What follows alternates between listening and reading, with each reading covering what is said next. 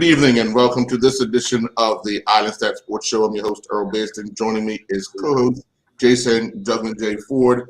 We do have with us this evening Juggler, the Director of Sport, Mr. Norbert Simons, and this evening we will be touching on the recent announcement of changes made to the illicit drug policy for sport. We've noted over a number of years this needed to be addressed, and as of last week, I believe, or week before last, no, last week, the minister advised the Bermuda Sports Anti-Doping Authority to revoke the illicit drug policy of 2012. So some 10 years ago, this illicit drug policy came about. Now, Mr. Simons, clearly this makes a difference for athletes. What brought about the change at this point in time, 10 years after this came into effect? Well, good evening, Earl, Jason, and the public. As you're aware that last summer, young lady Ms. Richardson from the United States, who tested positive with for marijuana in her system, and she was given a short ban. I think it was about 1 month or 2 months. Yeah. And if you look at our policy, if an athlete gets banned, the first suspension is 15 months, I believe, but they can't compete internationally, but they can compete locally. The second offense, they're banned for 2 years, and the third offense, they're banned for life. Given that, and also if you know that I think it was in 2017, government changed their views on the use of marijuana. When you look at they look to decriminalize it. It means that anything under 7 grams, you're pretty much given a bly, even though you could still be charged, but you were given technically a bly. So if we had looked at relaxing views on the use of marijuana and the like, then it was time that we looked at also at this policy. Because if you notice that underwater rules that were governed by that Bermuda Council for Drugs that the Mombasada is governed by, marijuana is tested for in competition for certain sports, not all sports, but is in competition, not out of competition. And you looked at our policy, we were testing our athletes out of competition. So it was just about bringing it in line with what is being done on the world stage.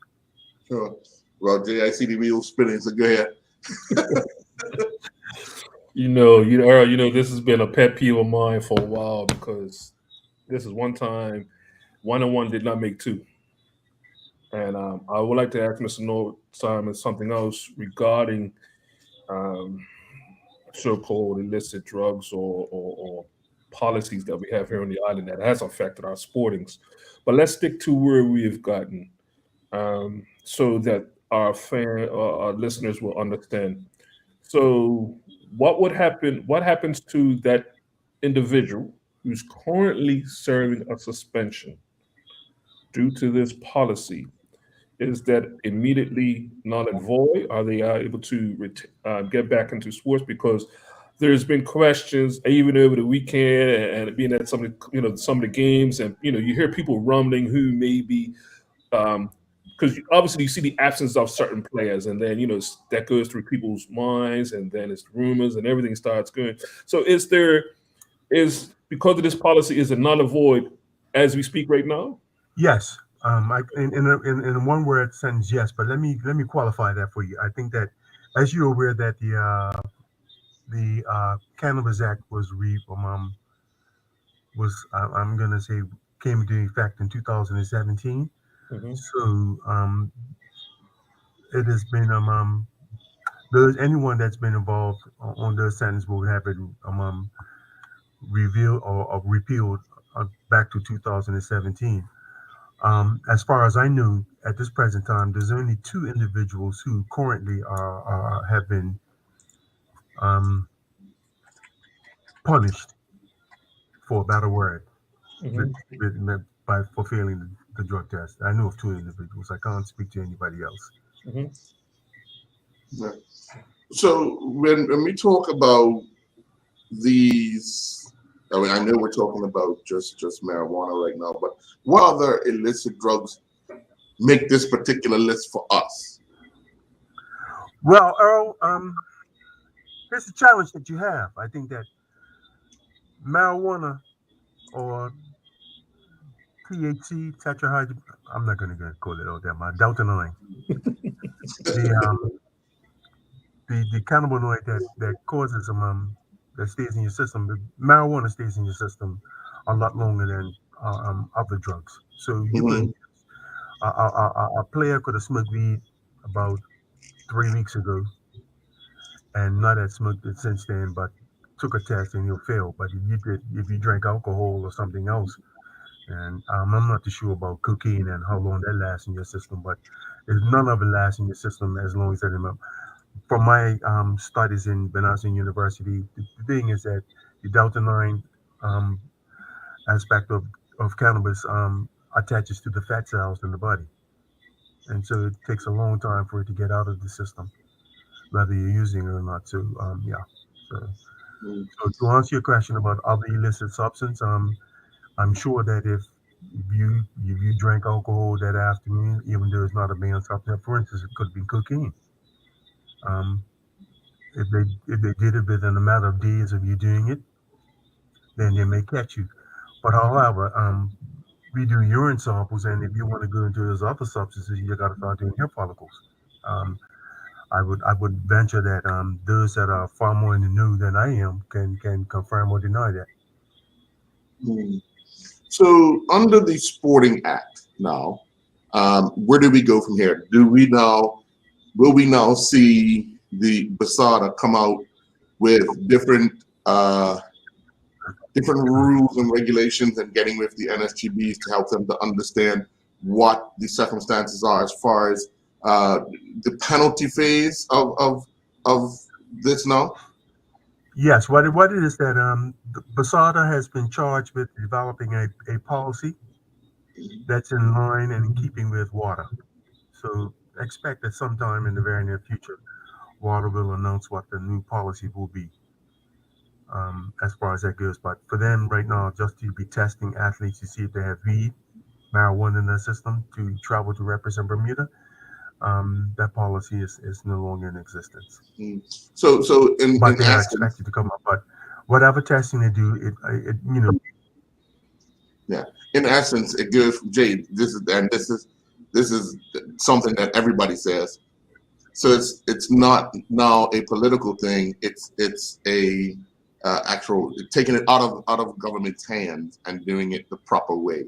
I think if that's the way, because we had this quote unquote government drug policy, and then we had a sports policy, and it would appear that the government drug policy superseded the actual starter policy, which they are governed by water. But this actually takes it, and everything now is in the hands of the starter. But see, that's what I want to ask Mr. Simon. So obviously, throughout the jurisdictions now, obviously there's more information, more studies, decriminalize some places, decriminalize or even making it legal marijuana. How do we bring? Because we're gonna have athletes traveling all around the world. Mhm. How do we bring that standard? There's a standard level of acceptance per se when we lean into marijuana or uses of marijuana, because some countries still might be the policies might not be up to date yet. As we're just coming up to date into sometimes as some people will say. Okay, Jason, if I can understand your question, if I can answer it, if I don't answer it correctly, let me know. Here's what happens. If an athlete or team or players enter a major festival, Mhm. enter an international competition, those competitions are normally rules are governed by what water says, what water decrees. Okay. Okay, so So that's where the consistency will come. For instance, we have an elite athlete pool. All of our elite athletes are on the water. We're on the water list. Okay. Flora Duffy, Tyrone Smith, if they're still competing, they're on the water list. And if they're on the water list, they are likely to be tested at any given time, no matter where they are in the world, because they have to give a whereabouts Yes. to the local federation, to Basada, in this case. And if it was Usain Bolt, he would have to let the Jamaican Federation know where he is 365 days of the year. So that, for instance, Norbert Simons is on the elite athlete thing. I'm in Zaire, Africa. They may say, they will call the federation in Zaire and say, well, we want Mr. Simons to be, Norbert Simons to be tested. They will contact me and I have to make myself available. If I don't make myself available, then I'm subjected to the laws and the rules that WADA put in place. So that's what will happen. Our athletes, our elite athletes, and those that national sports governing bodies put forward as their representative or elite athletes are on the list. Then you could be tested anywhere in the world. Because we've had athletes that, from what I gather, that athletes that have been on vacation in Bermuda and Basada has been called to go and test them. So that's what will happen. Now, as far as what we do locally, Basada will be, they have an education piece. So our athletes are going to have to be really educated on the do's and don'ts as far as drugs go. I'm hoping that even though this policy has been lifted, that anyone that is really serious about being in sport, that is usually a deterrent in itself about why we don't want to do it. Okay, why they should not take. It's not just marijuana. You even have to look at supplements that you take. You have to look at all sorts of things, even food that you eat. You have to, our athletes have to be taught to read labels to ensure that something that they're eating is not going to cause them to be in contravention of the WADA rules. You often hear, especially when it comes around to major festivals, an athlete would test positive and they'll say, oh, I went to this restaurant and had this meal, and that meal probably had what I'm testing positive in. And that's the education piece, that they have to know what they're ordering, what they're who's cooking, especially when they're getting ready for international competition. So that's it in a nutshell. I think that it's going to be an extensive, it's going to have to be a strong education piece. I think that if I was to be honest, I think that the policy that we had was very punitive. Okay, in my view, I'm going to go back to and extend out of, and we don't talk about it anymore today, but extend out of the Miami 7 incident. Glad you came here. Thank you, Mr. Simons. I'm going to go there because when I was working at Bermuda College, I remember the Miami 7 incident, and people came down from Canada to look at setting up drug testing policies for Bermuda. And my view on has not changed since then.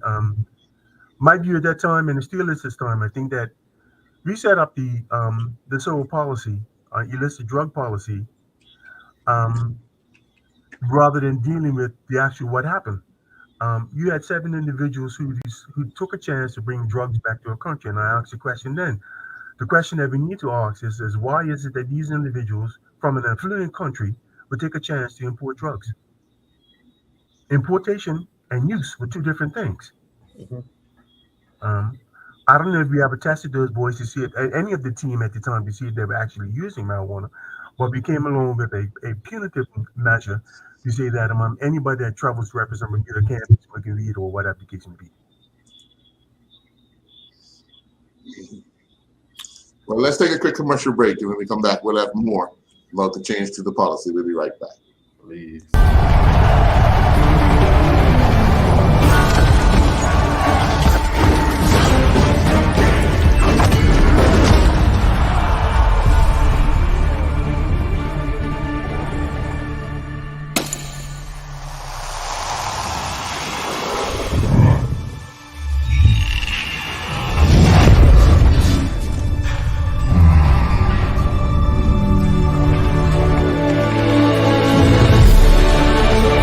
putting down the weapons. You seen this?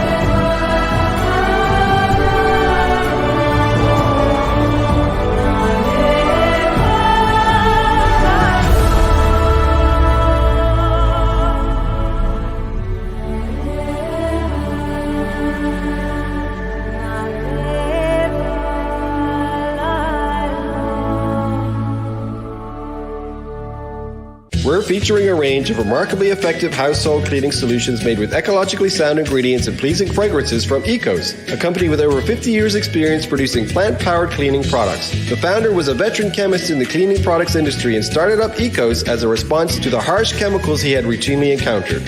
Try Ecos non-abrasive cream cleanser, vinegar window cleaner, and in spray bottles, Orange Plus and Parsley Plus cleaners, shower and floor cleaners, furniture polish, and stain and odor remover. Lindo's, why go anyplace else?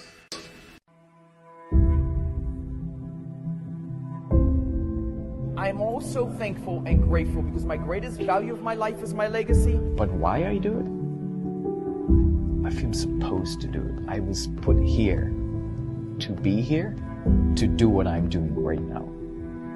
Once I see somebody moving, it's the greatest joy for me. There's a little person being born. I am thankful that people have given me the trust, for me to empower them, from my players to my family to friends, and that's what I'm thankful for. I'm thankful that people have allowed me and trusted me to be in their life.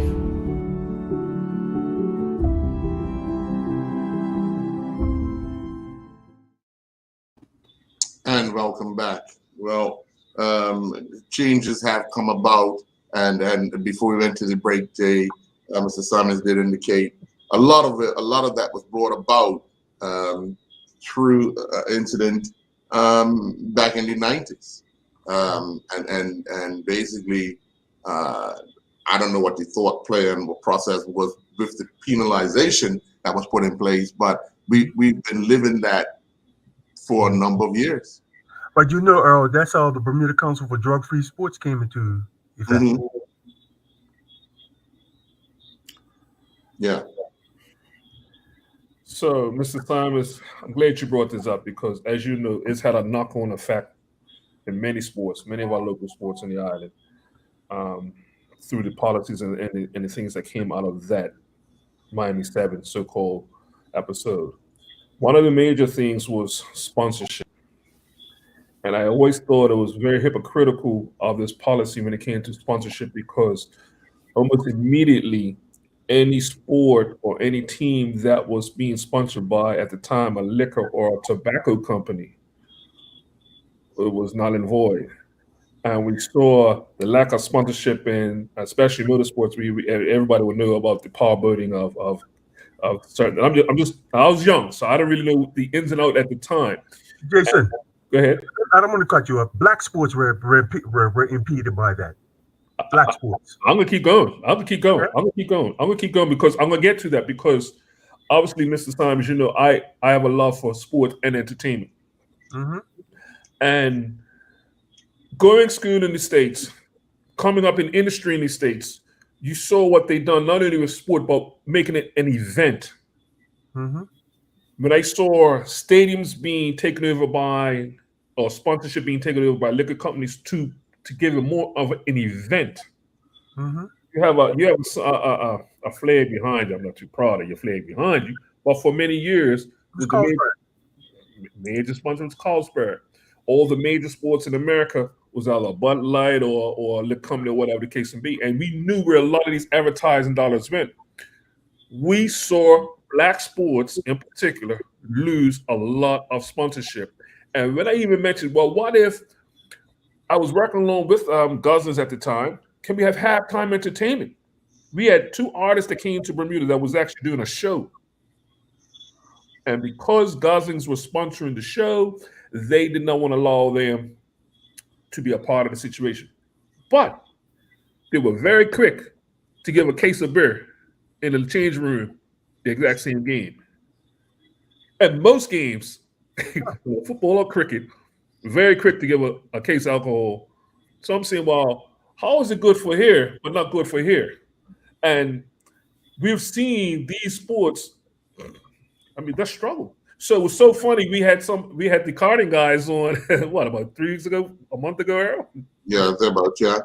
And they were touching. How come we don't get sponsors? How come this? How come that? I said it's a bigger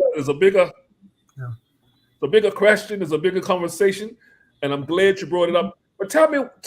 I mean, you lived through that. Obviously, you was in a higher. You was probably in some of these meetings, but no, I wasn't actually. You know, you wasn't. I was only in one. I wasn't invited back after that.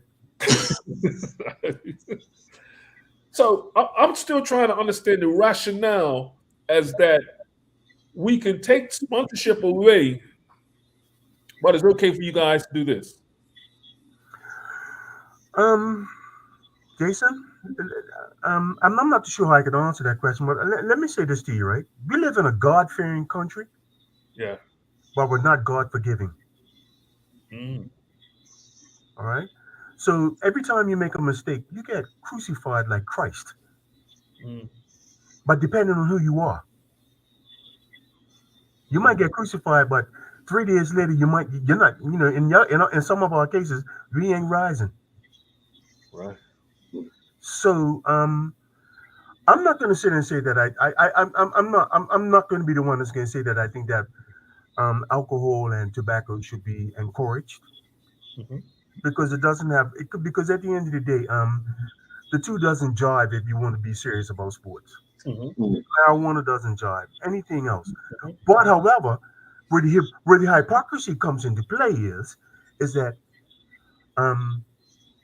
we penalize our athletes for smoking weed, right?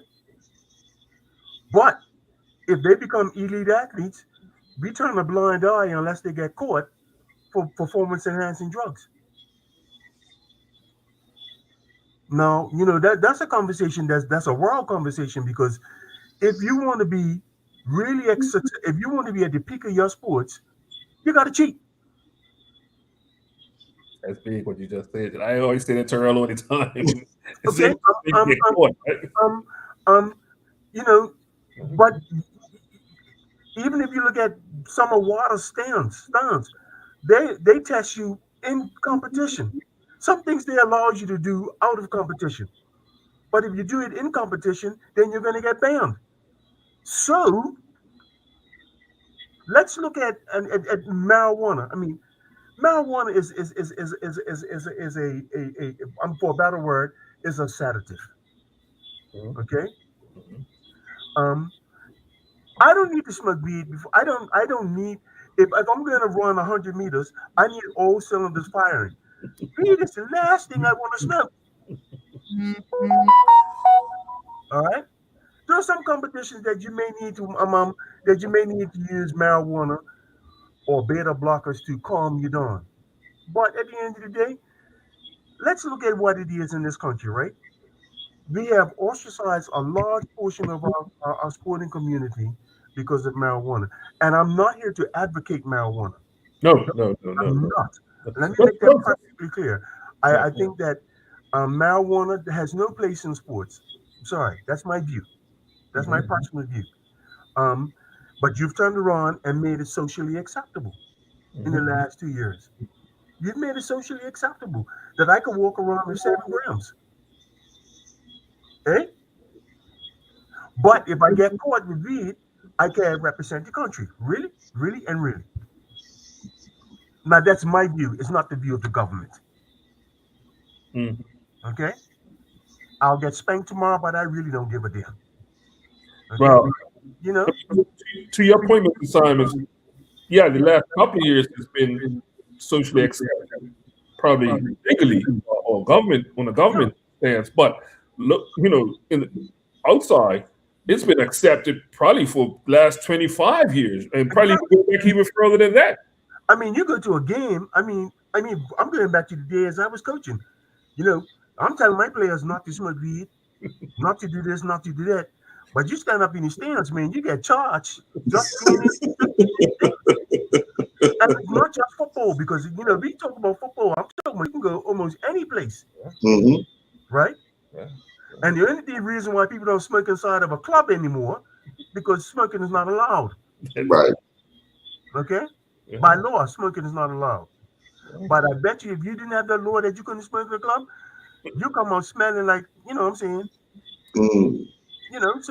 So some things that we have to be, understanding about. I will say it again. I don't think that drugs of any sort has a place in sports. No. But however, even when we compare our teams locally or our athletes locally to some athletes overseas, and I was talking about this afternoon with my kids. You're not on an even playing field. I mean, I'm at the place right now. You need to have two Olympic games. One for those that dunk, and for those that don't. And those that don't, our athletes might win a couple of medals. Mm. And that's what we don't talk about, how clean our athletes are. Mm. But we criticize them because they're not performing as well as others. Mm. You ever wonder why? Mm. Well, I know a lot of talk is about this illicit part of our policy, and now that it's been changed, what were some of the initial reactions from some of the national sports governing bodies? Earl, I reached out before we had the discussion. I reached out to the Association of National Sports Governing Bodies. I think the views were split. They've not made an official statement to us, and I say you would have to talk to them directly. So I'm not prepared to speak on their behalf. But I got the understanding that it was split, and I'm clearly, on what lines. Yeah. Interesting. Yes. Any final questions, Jay? No, I just want to thank you, Mr. Simons, for those views, because that's been one of the things that's been burning inside of me for years. And I mean, I obviously we don't condone any types of drugs, especially as an athlete, because if you want to get the optimum out of yourself, it's ideal to do it naturally, right? It's been proven. You can go through how many studies, you can read all the studies you want. Now, obviously, people have used drugs or supplements or whatever to either for replenishing body, that stuff that they have lost through exercise or or to recover, which is obviously a main thing when it comes to sporting, right? Is how fast can you recover, because you're tearing your muscle, you're stretching, you're tearing it, you're breaking it down. And so it's all about recovery. So we understand where the science takes it to a different level. How close? I mean, the blood infusion, getting new blood back in, pumping blood back into you. We could go on and on talking about the scientific studies. That's right, and that's called blood doping. My point, right? So we keep going on and on and on with this, right? Yeah, But I think that we, just like it keeps going on, we have to stay up with it, right? We can't have these archaic policies that are stuck in the 90s when here it is 2022. Jason, I think that if we constantly evolve and grow, and that's I once heard a statement one time before. It says, man's goal is to evolve towards perfection, and perfection is God. Yeah. Right. And so, I think that we have to do all that we can naturally to help our athletes to develop. I'm not even going to condone or encourage. I think that a proper eating plan, weight training plan, a fitness plan, a psychological plan, all of those are needed to assist our athletes to get to another level, get to the next level. But understand that if you want to be successful, let's do it the right way. Not, do it the right way all over the world. I think that this should be the clarion call that we should do it the right way. But money dictates something that we don't talk about. Commercialism dictates that I want my football player to play 3 games in 1 week. Physiologically, he needs, after a hard training session, you need 48 hours to completely recover. Especially if you're using your ATP system, that takes 48 hours to completely recover. So really, science is involved in sports, and when science gets involved, well then. Yeah. Well, Mr. Simons, thank you very much for joining us this evening and shedding some more light into the new policy, or the removal of the illicit drug policy. And we look forward to, I guess, Posada's announcement soon, as well as an announcement, official announcement from the Bermuda National Sports Governing Bodies, just to get a view on their take on it.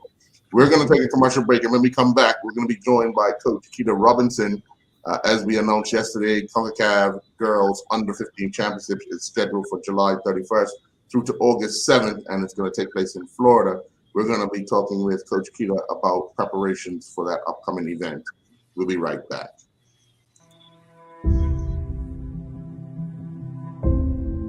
I'm also thankful and grateful because my greatest value of my life is my legacy. But why I do it? I feel supposed to do it. I was put here to be here, to do what I'm doing right now. Once I see somebody moving, it's the greatest joy for me. There's a little person being born. I am thankful that people have given me the trust, for me to empower them, from my players to my family to friends, and that's what I'm thankful for. I'm thankful that people have allowed me and trusted me to be in their life.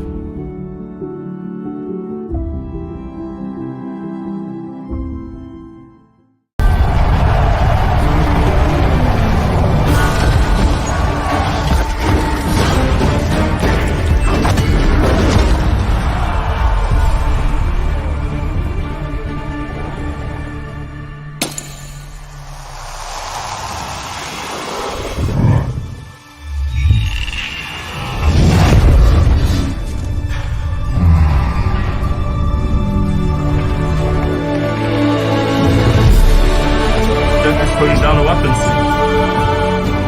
You seeing this?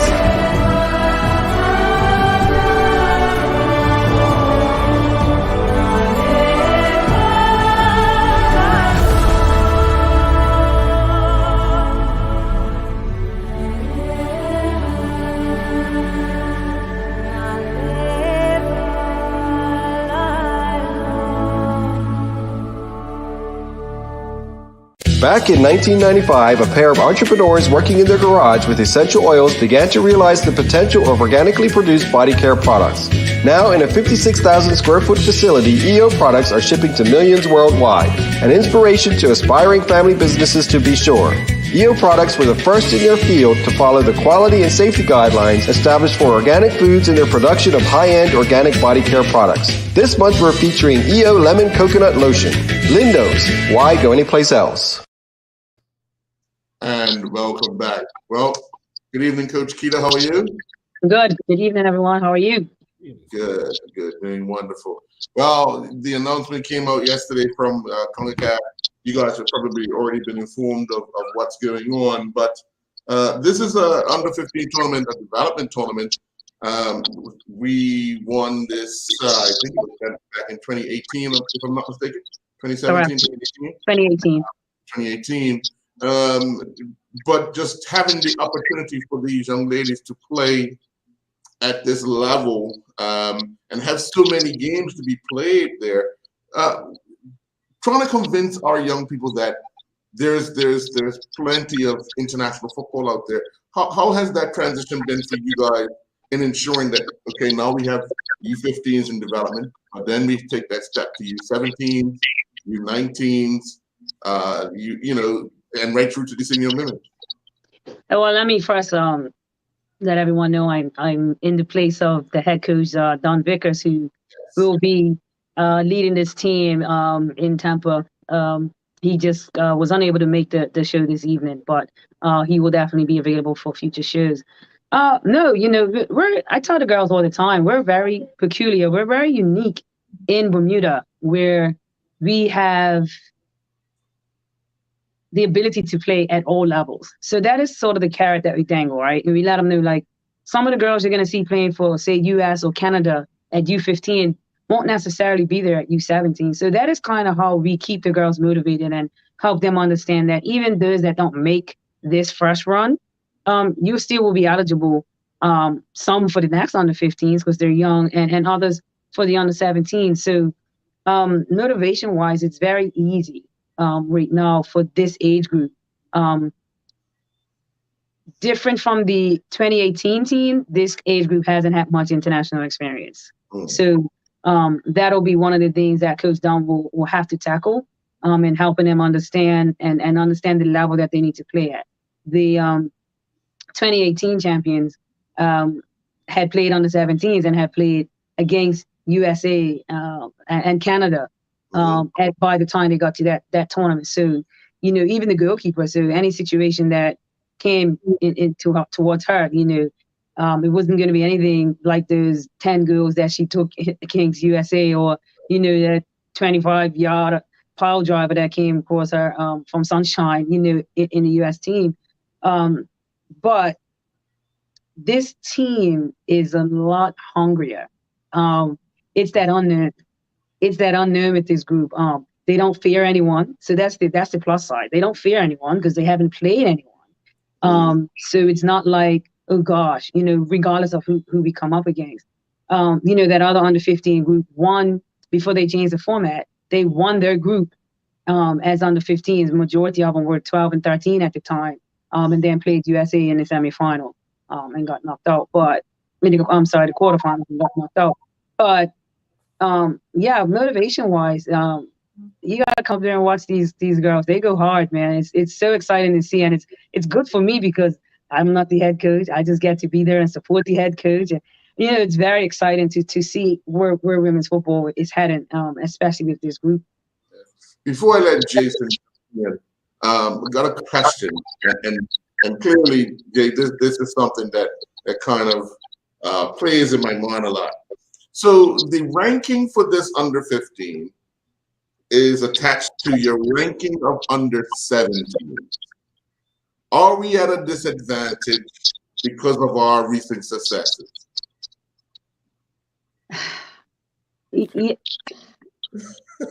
Yeah. For me, iron sharpens iron, right? So I like that. I like that we get to go into a challenge, right? So obviously this tournament has 3 divisions. If I'm being honest, the team that we have, if ranked according to where we are, we may be top of the division C, but I still see us being able to top the division B based off of what I see in training. Yeah, and I say that because of the lack of international experience, right? The team that won in 2018 could have done well in League A. We definitely wouldn't have won it, but I think we would have been able to challenge in League A. But League B is what we want, and you know it was very fitting. You know, Coach Vance had that team and been around forever. You know, he coached me, as I remind people all the time. And it was right. You know, it was a good feeling for him to have that success with that group, because we started out with that group at under 15s when nobody else really wanted to take a shot at them because they were a mess, man. But I really don't mind. Like, for us, wherever you put us, just put us there. We're going to play football, and you know, we want to rank higher. So the higher you play, the higher you rank. So I kind of don't mind it. But yeah, I don't even know if they've ranked us off the last under 17s. I think they've ranked us off the previous under 17s, which would be that team that won in 2018. Yeah, that would be the team that won in 2018. So it's like, yeah. Jay? Well, nice to see you, Coach Keeler. I don't want to get too much into the actual team because Coach Vickers is not here, but I got a couple of questions for you though, because I'm always an advocate of telling our own story. So my first question for you: this new announcement, how does it help us as a nation to, or even coaches to tell a story when it comes to parents? Because we tell parents that this is another way for our young ladies not only aspire in sport, but also opportunities for education, further education down the road. And also, as a coach, as a parent, coach telling parents, how do you manage expectations with this age group? Because there's a very tricky age group where they're just coming in, and some things might look right, some things might be not bright enough. You know, some people have never been awake yet. How do you manage that, or even as a parent, those expectations? Yeah, well, you know, obviously not everyone, I'm going to see it as a coach because I'm going to see it as a development tournament, right? But as parent, as Bermudians, period, results, right? No one understands. And I think that's where we get it wrong, right? This is a development. Under 15s and 17s are development tournaments, right? We're a small nation constantly punching above our weights. And we need everyone to kind of have patience with us and understand and respect the process. Talk to me about these same players when they become senior players, as that 2018 team has now moved, all have moved into the senior national team and are representing really well. So managing the parents and managing their expectations, it can be tricky because they will be watching it on the TV. Hopefully some will travel, but they'll be watching on the TV and they will think that they could do this or they could do that, and why he didn't play this person and why he didn't put her in that position. But parents have to trust the process, and parents are not at every training session. So, that's the funny thing. Like, even fans, you're not at every training session, but you think you could come and watch the first 10 minutes of a match and fix it, right? And so that's never really been tough for us. Because we've been very upfront with the parents to help them understand, listen, this is a developmental tournament. When the girls played, before, when they were younger, we played USA. The tournament's 70 minutes. So we played USA for 60 minutes. I play it on. We had a mountain to climb. We have a full team.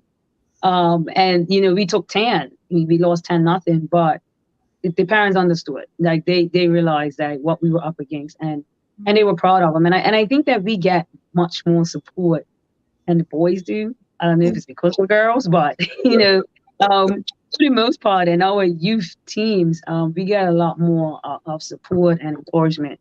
And it does well, right? Because females are emotional, so you can't be too hard on us. But yeah, that's pretty much it. The parents understand. We have parents meetings. We let them know. We are being a lot more upfront and honest with parents at the younger ages, where because we're a close-knit country. Everybody knows everybody. You don't want to hurt nobody's feelings. But we're moving away from that as we have a culture shift here. Mm. When Coach Don took over this particular group of young ladies, new group, new coach, but he has a lot of experience of coaching young people and in the coaching world as it is. But what were some of the things he has asked of the coaches that have been around the women's game, quote unquote, forever, to help him? Yeah, it's one of the reasons why I kind of jumped on and as his assistant, just for the familiarity, right? The girls will all know me, and I introduced him to the parents first before the girls. And initially he was like, "What have I signed up for?" And I'm like, "Been there, sir. I get you. Like, trust me.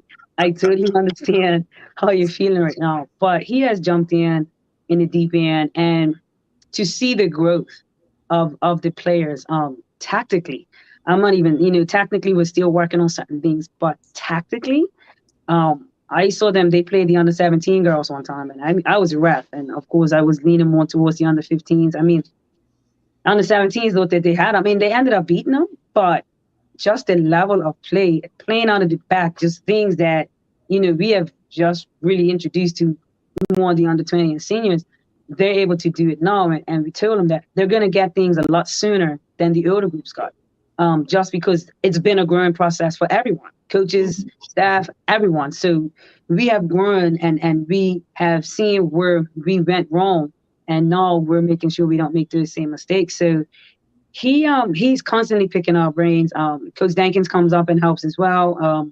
Coach Vance, I'm sure he's gonna find himself there. He's been out for a little while, but he came out on the porch yesterday when I had started the session, and I could see his itching to come down onto the field. But yeah, Don is constantly asking us, what do we do here, and what can I do to make sure, even as much as the same language, like what language are you using with your players, so that I can start to introduce you to these guys, so that when they get to you, you don't have to introduce anything. So I think it's probably the best assignment we've had for him to come in and with his experience, with his energy. it's just amazing. I just stand back and I watch and I'm like, yep, I'll use that at the next women's session. Yep, I'll use that at the next women's session. So as much as I've been there, I'm constantly learning, and I have a growth mindset. So I'm learning a lot from him as he's going through this process. So it's really a beautiful thing. I mean, I don't have to be the head coach. I love it because I'm just going through the motions and being as supportive as I can. But he's really doing a really good job. Really good. Yeah, we're going to take a commercial break. When we come back, Jay, you're up. We'll be right back. Every month is snack month for us, it would seem, as long as they're the helpful, guilt-free, delectable snacks we crave. Enter the Daily Crave, a company whose first product was churros, the well-loved Spanish treat, followed by diversification in the form of classic puff snacks and chips. They ventured beyond the traditional list of ingredients. The grains are gone, replaced by lentils, pulses, and cassava, slaking our craving with a vegan-friendly, gluten-free snack that satisfies. This month, we're featuring the Daily Crave Quinoa Bourbon Barbecue Chips. Lindo's, why go anyplace else? I'm also thankful and grateful because my greatest value of my life is my legacy. But why I do it? I feel supposed to do it. I was put here to be here, to do what I'm doing right now. Once I see somebody moving, it's the greatest joy for me. There's a little person being born. I am thankful that people have given me the trust, for me to empower them, from my players to my family to friends. And that's what I'm thankful for. I'm thankful that people have allowed me and trusted me to be in their life.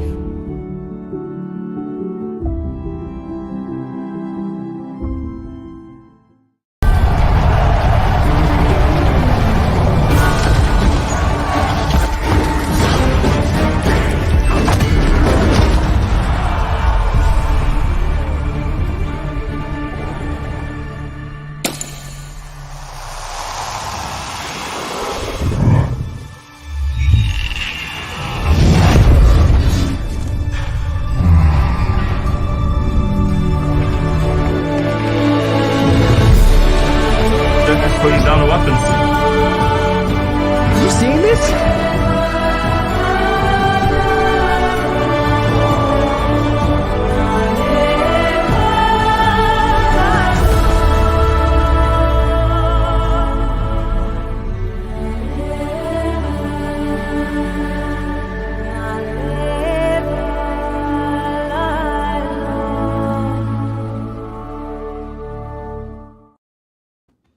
Welcome back. Jay? She's there. Oh, it's back. Okay. So, what was the date again? I heard a date. I was wearing. What was the date again? The day someone get the tail buster. Good. That's a full fight. You saw that Lex Bailey's Bay Port St. George's on Sunday? Don't worry about that. Don't worry about They better not bring that to you, Somerset. that. Don't worry about that. He looks George's going to take that team. Get it. I'm talking football right now. Let's go. So I tweeted saying that, and I know it's through other sports too. It's always a festive time, especially summertime, with teams leaving the island, and obviously around our cup match period. I just want to make sure that you're able to have people to console some of these St. George's players that you do have in your squad and one there. Just make sure that they're okay. They're up, because you want them at the optimal best when they do represent us. But I don't think we were scheduled to leave on the second day of cup match, but it looks like we're scheduled to leave on the Saturday. So I'm definitely be here for it. That's perfect. Parents to cry. Okay, that's good. I just want to keep that. They're gonna miss him. Well, you know what? You're not gonna miss anything because the Medicaid. But but just talk about some of the challenges around that also, because that's a very festive time around, in our country. And then I know a lot of times it's just hard to get everybody to keep focused, right? Even though there is a tournament coming up, there's gonna be training sessions leading up to that, obviously. There's gonna be a lot of things off the field that's have to be taken care of, leading up to this. So can you tell us that? I mean, you've been on many tours, especially around this time. Just tell us that process of leading up around us, maybe May 24th or maybe the Christmas time, when you have a big distraction locally on the island. How are you able to keep everybody focused on the task at hand? That's the beauty of it, right? The girls understand the assignment. So if we say that we're training, then they will come to training. I can guarantee you, if Coach Don called a training session the Wednesday night before cup match, that the girls will all show up and be there. It's not something that we have had a challenge with. You know, we get it. We understand it's girls. You were traveling, people want to get their hurt on. You know, so we're pretty mindful of that kind of stuff. But we don't worry about you getting your hurt on for cup match. But we leave the day after, so you get lucky this time, right? But no, we don't have. Those distractions aren't really an issue for us because they understand that, you know, and I always say to them, I say, let me tell you something. The girls that work in player games, they don't care about cup match. You didn't worry about cup match, they're not worrying about cup match. Yeah? So if you want to worry about cup match, then you worry about cup match. Or you want to worry about Bermuda Day, you go worry about Bermuda Day. They're not worrying about it. And when we get on the field, they're going to show you that they didn't care about those days in particular. Yeah, so the girls get it, you know. And I'm going to tell you, this group of players, hey, we train Sunday mornings. They know training starts at 9 o'clock, 8:45. They know they have to be at the field. They get there at 8:46. They're late. They don't train. They get there. You know, 8:25, 8:30. Like majority of the players are there. So that's the exciting part. Like we know we're not gonna have to battle with any of these things. We're not gonna have to battle with them. So you know, that's the joy. That's the beauty of it. One of the things that we're faced with now, and we're not the only ones. When you start talking about international sport in general, one of our major problems is people not vaccinated, and then all the restrictions that come with that. What have you guys had a policy where you want to make sure that every opportunity is given to all the players to be on the side of vaccinated, thus allow them to train and be included in the sport? Or are we just saying let's just let people train and then we have to leave them home because they can't go to a certain place, and it kind of diminishes what you've been working on in preparation for a tournament? Well, I tell you what, with the senior team and the under-20s, we only had, I want to think, one player that was of age. So you don't have to be vaccinated if you're 17 and under. So that's not going to impact us, not players, possibly staff, but we've already made the decision. We're vaccinated, so majority of our staff is ready to go. But like I said, for this tournament, we don't have to worry about that for the young players. For the senior women, yeah, we still had the players training, and it is what it is. They understood. They got to join us when we returned home. But you know, it is what it is. We don't force anyone to do anything. It's their choice, but they know from the off that if you aren't, then you know you're not going to be able to travel. Especially while the U.S. still have whatever they have in place. So yeah, again, that wasn't something that we had to stress. I can tell you for the women, when we first started, I didn't have a lot to choose from. And we just let them know, listen, this is the reality. It's not our rules. This is just the reality. And whether football encouraged them or got them to get vaccinated, I don't know. But by the time we were ready to leave, we had 99% of our players vaccinated. So yeah, that's not going to be a trouble for us for this tournament, because the players are underage. Until the U.S. decide to change that rule. Yeah, right. Absolutely. You know what? Let's talk about that, because last year we was in a different state, right? Mm-hmm. And we was having a different conversation when it came about vaccinations and COVID.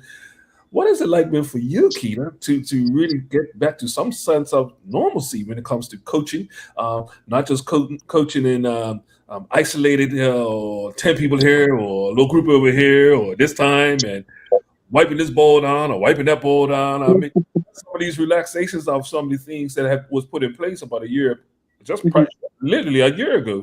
Mm-hmm. Like for you as a coach to try to readjust back to a little bit of normalcy?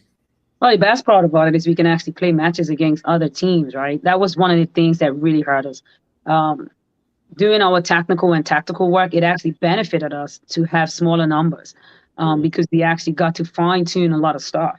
But now we can actually have matches against other teams, which obviously helps the girls. You know, the game is the best teacher. So that's the real plus for us, being able to come back and yeah, we try not to drop the ball too much. Still want to try keep equipment as clean as possible, especially going through multiple teams. Not too laxed on any of the sanitizing stuff, right? Because this thing, as you know, is still spreading fast and very contagious. And we don't want players to miss out because they catch COVID. And that would be obviously the one issue that we would have with this team is if anyone catches COVID as we are about to travel. So talking about that, and I think I've asked quite a few of our guests when they've come on, what are some of the things that we implemented during COVID, whether it be training, whether it be technical, whether it be tactical? What are some of the things that you're probably going to carry on after COVID or after per se? What are some of the things? Because some of the things we've had to obviously get more technical as far as different ways to have meetings and stuff like that. But what are some of the pilots or some of the things that you're going to probably take from COVID and carry on? Well, now we know that there's no reason to cancel a meeting, so we can always have Zoom meetings. If everybody can't get in one space, well, we're gonna meet. We're still gonna have those meetings. We're still gonna get things done. We did a lot of Blackboard sessions, a lot of video stuff. Those are the types of things that we definitely would like to carry on. Now that everything is pretty much back to normal. Still working on those parts that we were able to work on, in the small numbers. Still doing all that kind of stuff because it did have a lot of merit. And so it served as well. And I think that we have to learn how to not merge the two. There may be times where we just have a session where we just have the defenders and a few strikers to go over some defensive plays or set pieces and stuff like that. So still using those practices now that it's pretty much open because they did help us a lot. And it gave us time to work with individuals, who and the women especially, they understand like the set pieces, the defensive corners, the free kicks, like they get it now. And a lot of it's because we worked in the smaller groups. Mm-hmm. How important is it? I mean, because, okay, so the last time we played in this or, we've been successful in this particular event. How much are we making sure that the girls don't feel overwhelmed in saying, but we have to repeat, because, the talk, they're playing the under-17s. So those under-17s would have been some of the ones that would have been in that victorious team. So obviously, now when you start challenging me as under-15, I start chirping, you can't do what I done. So that starts to add a little bit of, banter but pressure. So what are we doing to ensure that we keep that at a level where they understand that, hey, this is a tournament that you're entering in? Well, we actually missed an entire tournament. So we missed an age group. So the current under-17s, I don't think it was too many of them in that under-15 team. I'd have to go back and look at the pictures because majority of that under-15 team is actually under-20s because they missed. That was that tournament that got canceled in 2020, I want to say. So we try not to even speak to them having to follow or them having to do the repeat.